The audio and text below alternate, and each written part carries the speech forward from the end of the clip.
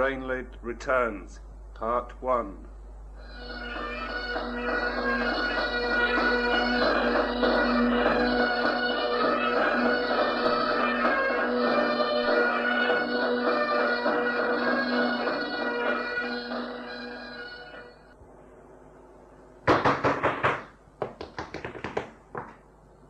They've occupied the chapel. A whole army of them. They've occupied King's College Chapel. There must be 10,000 of them. A whole army. Wearing dirty t-shirts, scruffy anoraks, old smelly trainers. An army of 10,000 at least. Fattened on a diet of live baby hedgehogs, dead badgers and goldfishes. I have to go to tell the others. They've occupied King's College Chapel. Ooh-ah!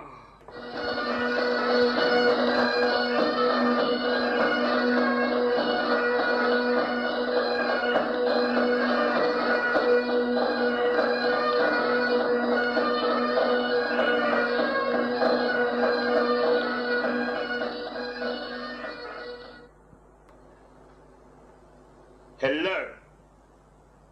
May I welcome you all to the first annual conference of the Support Lord Drainlid Party. Marvellous, isn't it? The SLDP to you. The whole thing is stunning, don't you think? And a special welcome to those of you unable to be here tonight. The disabled, the unemployed, the ethnic minorities, women. The front rows are reserved for the disadvantaged minorities. There are no seats just here. We have to leave room for the wheelchairs. I welcome those outside on the street without identity tags. To those engaged at the very forefront of our struggle here tonight, thank you. Thank you. I am, of course, Lord Drainlid, the real one. Beware of imitations. I named myself after the lid of the drain outside my castle. I cover everything, including Lady Drainlid. I feel she is here amongst you tonight, with the contingent from the Women's Resources Centre, whom I humbly welcome. Darling, there is no truth in the rumours about a liaison between myself and Miss Cherry Hinton. Miss Cherry Hinton has merely been of invaluable help to me in the preparations of the Drainlid papers. There have been other lies about me, put about by spies and traitors of the university. Do not listen. I do not eat babies. Not live ones, anyway. The university is trying to undermine me. In fact, the university has already managed to thoroughly undermine all aspects of Western intellectual tradition. Nietzsche? Gandhi? I knew Gandhi. Oh, the starvation, the third-class railway travel, the moonbeams. We founded Exit, you know. Exit? It's a club. You can kill yourself any time you want to. Clive James, the Ayatollah, and I won't leave the girls out. Germaine Greer, Enid Blyton, and Bertrand Russell. Where are you now, Bertie? You loved your wife so deeply, except when cycling. In or out of my Drainmobile, I love my Lady Drainlid. Ladies and gentlemen, tonight I shall be asking conference. Tonight I am asking conference. Give me your mothers and toddlers. Give me your prams. Come with me and I will lead you from the rear and single-handedly recapture our freedom, our industry, our heritage. To the chapel! Royal Toddlers 2nd Battalion, South Cambridgeshire, ready to go, sir. We hate the ribena and the mashed banana, but we'll definitely have the egg. We may sustain losses. Some of your prams may go missing. But that will be a small sacrifice compared with 1,000 years to come. 1,000 years of pride and accomplishment. And with your support and my plans, I can personally guarantee every one of you 1,000 years of full employment.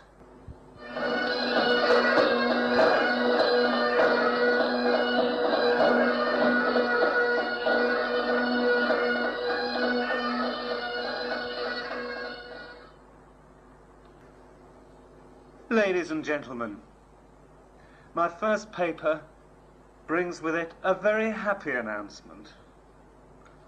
The mining of coprolite will be resumed. Coprolite. Coprolite. Black gold. Coprolite is fossilized dinosaur droppings. Coprolite, from the ancient Greek kupros, meaning dung, and lithos, meaning stone. Dung stone. Fossilized dung. Coprolite can be mixed with acid and used as fertilizer, and flogged off as such, at enormous profit. It built the Guildhall. Until 1867, the richest seams were on Coldham's Common, a working class area. They became exhausted. Vast new seams of coprolite have been discovered under the university, discovered by my gardener. Vast new seams of coprolite under the university, under King's College Chapel. No, it's not smelly. Not very smelly anyway. Not too bad. Dinosaurs are vegetarians, you see. They ate only the best muesli, bought in big sacks from Arjuna. None of your Alpen from the co-op for them. Very good value, those £56 sacks, don't you think? Marvellous things, dinosaurs. They're extinct. Their droppings are all over the city. Fossilized, coprolite, black gold. Actually, if you look closely enough, you can actually see the muesli. Oh, look, there's a raisin and a nut. Ladies and gentlemen, no mining has been carried out since 1867. And we all know who stopped it, don't we? Yes, the university. J'accuse. Merde. Et pourquoi? Because there are vast deposits under the university. That's why, pourquoi. The richest being under King's College Chapel. So you can see our struggle is both intellectual and economic. Coprolite mining is our industry. In fact, our only industry. And the university has taken it from us. For 100 years, my people have been slaves in the college kitchens, scrubbing pots, preparing game pies for the Chancellor, cleaning lavatories. Ugh. Ugh. Those university lavatories. Oh, I will set you free. I will return you to your mines. I will lead you triumphantly to freedom, to economic and social fulfillment of a kind never witnessed before.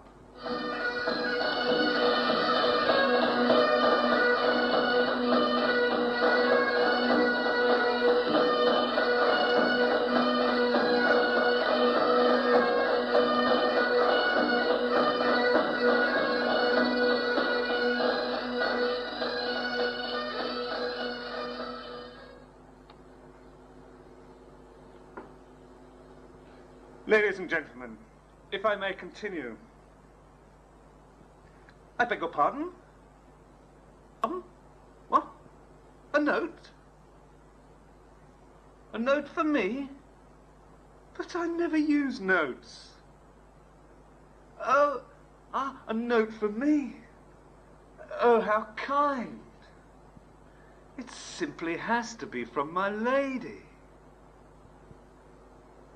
I'm going to sit down and read it to you. She's coming home, I'm sure. I know she's coming home. Dear Drainlid, yoinks, tally-ho. Ah, yes. That is definitely my lady. I have been listening to your speech on the compulsory community radio. I am not coming back. Not coming back? My lady's not coming back? I cannot believe that. But I have so many interesting positions to offer her. Lord Drainlid did something unspeakable to my poodle Bono on our wedding night. But I'm very fond of Bono. I love Bono. My little four-letter friend. It was a case of mistaken identity. That little poodle has been my inspiration. It was through him that I discovered periscopic thinking. Time and space is curved. There is no such thing as a straight line, you see. Your future is behind you.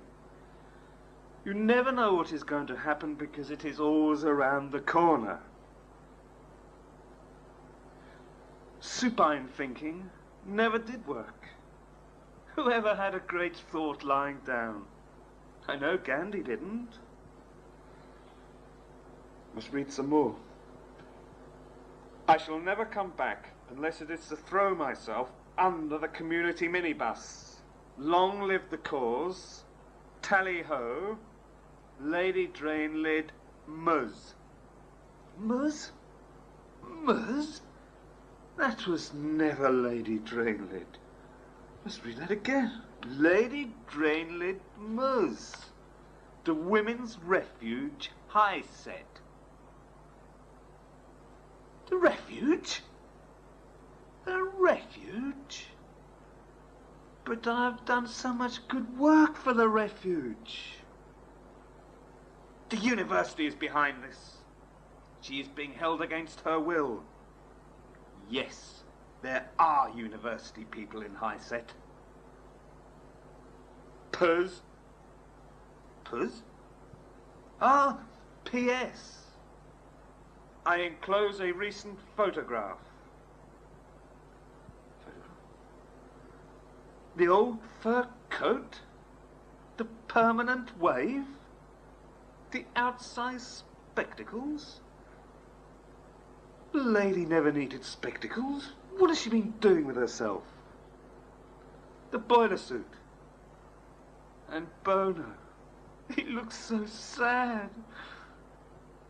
That place cannot be natural for Bono. You must bring Bono home. I think he is going to have puppies. If you bring him home to me, I shall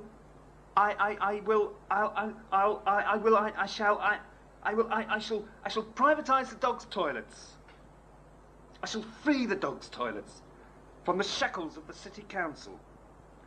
No more mess on the pavements.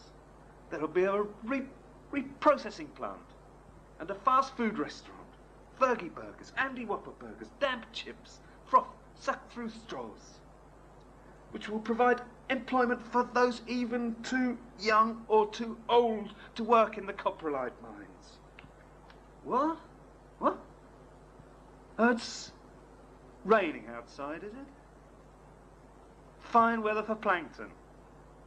They shine and glisten on the waves at night. Phosphorescence. Plato, Plato, Has anybody here seen Plato? He's my little pet spider. I keep him on a piece of string in my castle in a matchbox. Sometimes he gets out and follows me all the way here. Oh, Plato, I'm very interested in the concept of platonic love, especially with Miss Cherry Hinton, with whom I've never touched. Ooh, now, ooh, yeah. If I may continue, ladies and gentlemen, dinosaurs and our future, coprolite mines, privatized dogs' toilets, fast food. This, ladies and gentlemen, is the dialectics of privatization. Dialectics, opposites. Here, there, and forms the very basis of our historic struggle against the university.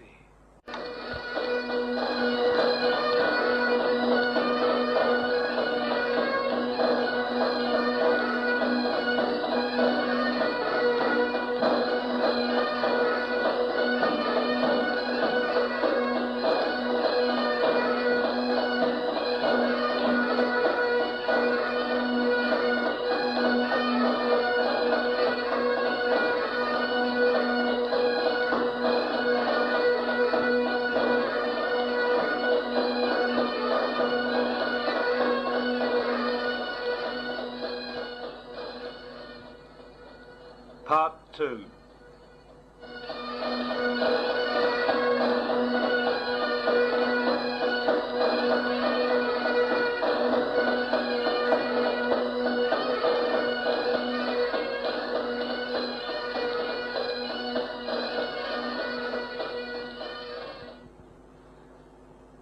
Hello again.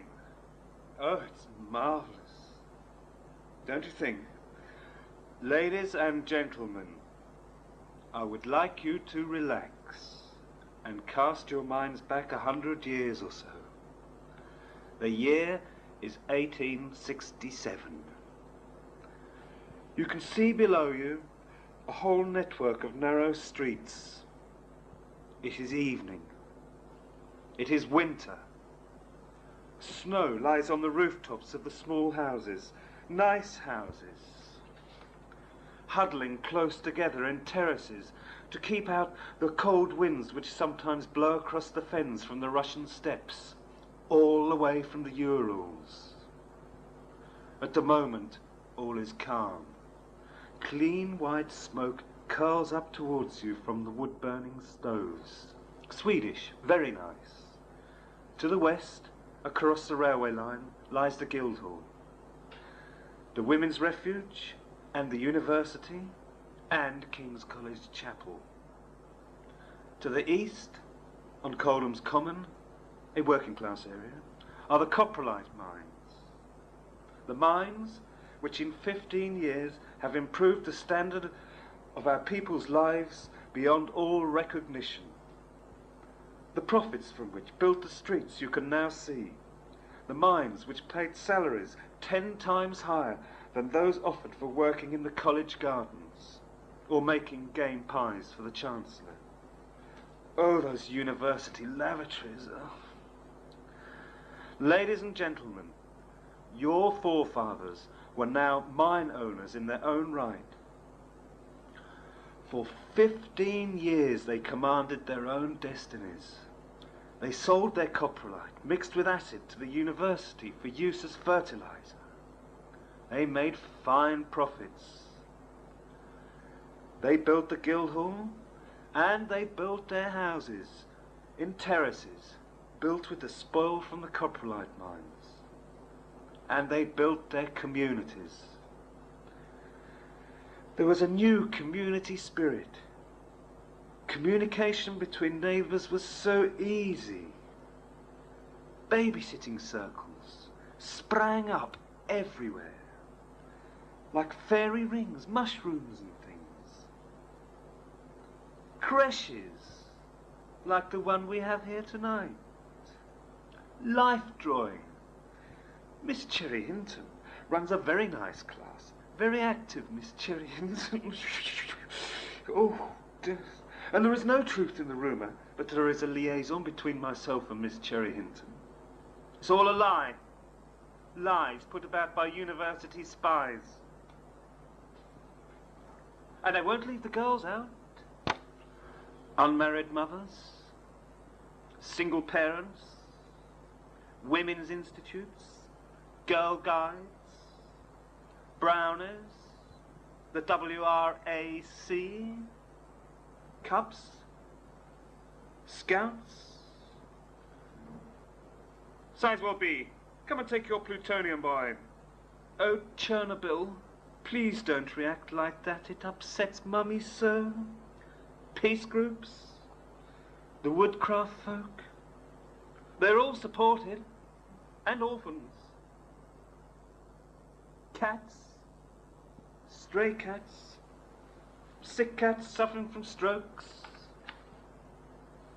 I believe there is a representative from the Cats Collective. Dance troupes. Oh, I love the ballet. It was a beautiful, pure democracy. When we needed new leaders, chairs were elected, like this one. These chairs led committees comprising only the very nicest of people. Those who had a kind smile for even the most disadvantaged. Stand up, the royal tiny tots. Ladies and gentlemen, I want you to come with me down into those city streets. I want you to look at one particular street. Crimea Street. All is quiet. Coprolite carts have finished their daily rush about the streets, shaking the houses to their foundations and endangering the lives of toddlers. The snow falls lightly, interrupted only by the occasional icy blast all the way from the Urals, right across the Russian steppes. Oh look, there's a drain lid. Have you noticed, incidentally, that drain lids are the very last to freeze over? They have so much warmth, you see. And, oh look, there's a penny farthing. It has a lovely plastic child seat on the back. Stand up, the royal toddlers. The penny farthing is leaning up by the window of number 13 Crimea Street, Waterloo House. Ladies and gentlemen, may I take this opportunity to remind you that without coprolite, there would have been none of this prosperity. The Guildhall, the narrow streets, the community. They were all paid for by the profits from coprolite mining. Coprolite, black gold, fossilized dinosaur droppings. Vast new seams have been found under the university, under King's College Chapel. Coprolite, from the ancient Greek kupros, meaning dung, and lithos, meaning stone, you see. I have it in here somewhere in my pocket. It must be. I didn't notice anyone take it. You know, sometimes I put it in my top pocket. You can't be too careful. Keep it moving around. Sometimes I put it in my ticket pocket. Sometimes I put it in my back pocket, and it falls all the way down through a hole into my sock. Pardon? What? Pardon? I beg your pardon? There's a mess on the pavement? Well, I know there's a mess on the pavement. I told you. I'm going to do something about that. I'm going to privatise the dogs' toilets. I am Lord Drainlid. I cover everything. Everything. Including Lady Drainlid. The dialectics of privatisation. Dialectics. Opposites. Here. There. Lady Drainlid writes to me every day, you know. Look, I have her note here. Yes, I have her note. Not coming back? Not coming back? It can't be true. I must read it through again. Read between the lines this time. Not coming back. Bono. Something unspeakable. Wedding night. But I did nothing to Bono. I didn't. It must be a forgery. Lies put about by university spies. They are trying to destroy my speech.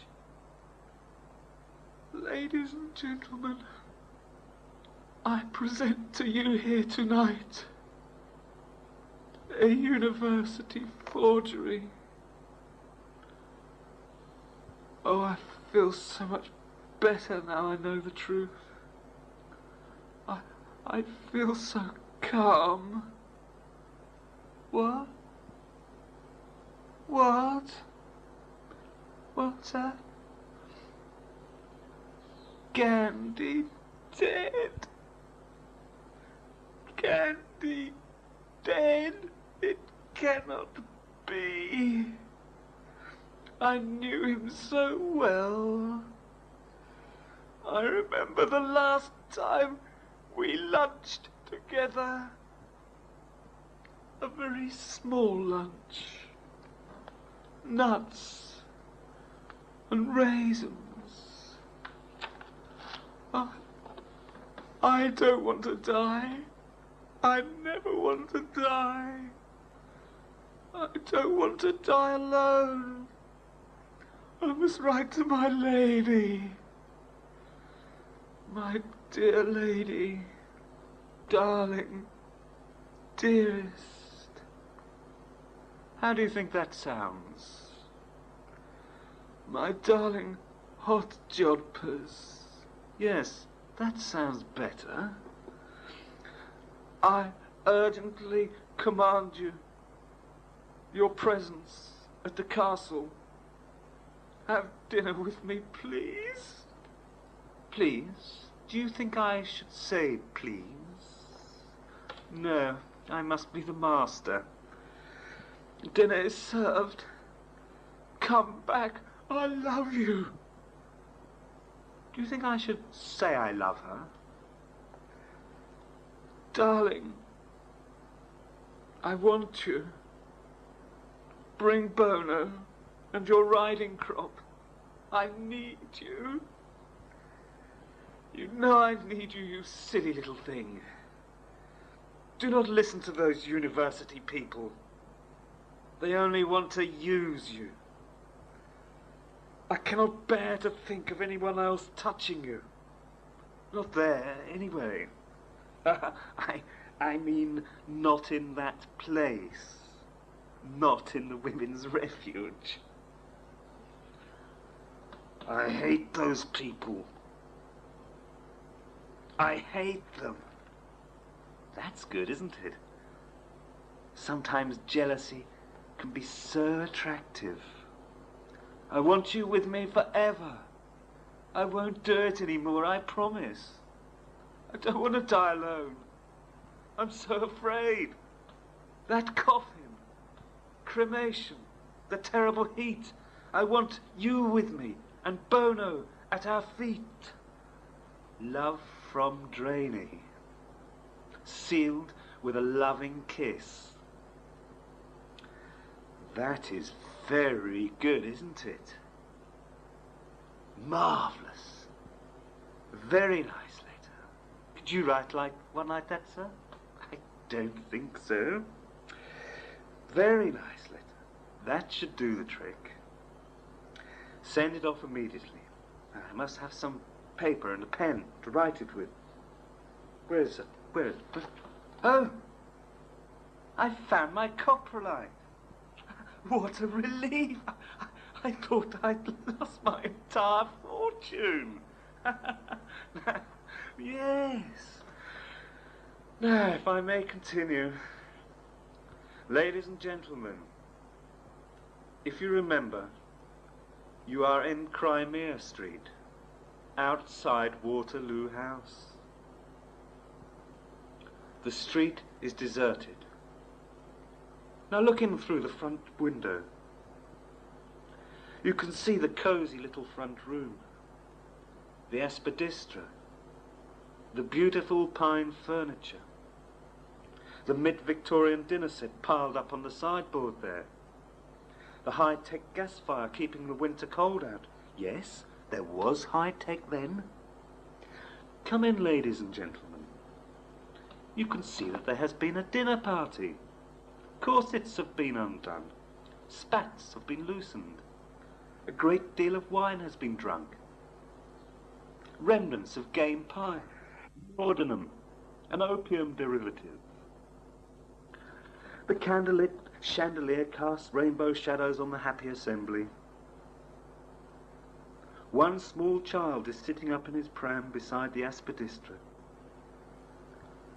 A very nice child, highly advanced for his age, already very, very handsome, very attractive, already very much in love with the daughter of a wealthy coprolite carter. Yes, I was that child, yes. Yes. We are, with the grown-ups, in the front room of Waterloo House, awaiting news about negotiations with the university. Negotiations. Talks. Yes, talks. I never talk. I act. Negotiations over our rights to mine coprolite from under King's College Chapel. There is an air of relaxed, cautious optimism about the place. I am happily enjoying my mashed banana with cream and jam, when suddenly there is a loud hammering at the door. It bursts open, almost coming off its hinges. Mr. Newnham, my gardener and second cousin twice removed on my mother's side, falls in from the street. He shouts breathlessly, "They've occupied the chapel. A whole army of them. The university has occupied King's College Chapel. There must be 10,000 of them. A whole army, wearing dirty t-shirts, scruffy anoraks with peace badges, old smelly trainers. An army of 10,000 at least, fattened on a diet of live baby hedgehogs, dead badgers and goldfishes. I have to go to tell the others. Hoo-ah!" And he rushed off to spread the news of university treachery throughout the city. Stop thief! Ladies and gentlemen, as I sat up and looked from my pram on that dark day in the winter of 1867, I saw our community die, its lifeblood drain away. In 1867, the mining of coprolite ceased. And we all know who stopped it. Our industry. Yes, the university. Yakuza. Ladies and gentlemen, I have waited a great deal of time for the right moment to return, to recapture our heritage. There have been world wars, the invention of the motor car, the Charleston. Lady Drainlid was very good at that. Now I'm here to say tonight, to any agent of the university intent on stealing our rights to mine coprolite, I shall never negotiate. Ladies and gentlemen, sovereignty or ownership of King's College Chapel is in no way negotiable. We cannot discuss it, whatever the emeritus professor has published in the national press. I will not argue with them. It is only now, with the Drainlid papers, with the dialectics of privatization, here, only now can I smell the winds of freedom blowing. Can I rescue coprolite man from the dark void in which he has been placed by the university? Can I, with your prams and your toddlers. Yes, even the tiniest tots can stand to attention.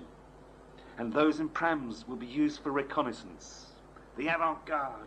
Stand up straight, the royal tiny tots. Only with me leading you from the rear can I recapture our heritage. To the chapel! Prams to the front. Get some blanco on those baby grows. The SAS to the refuge.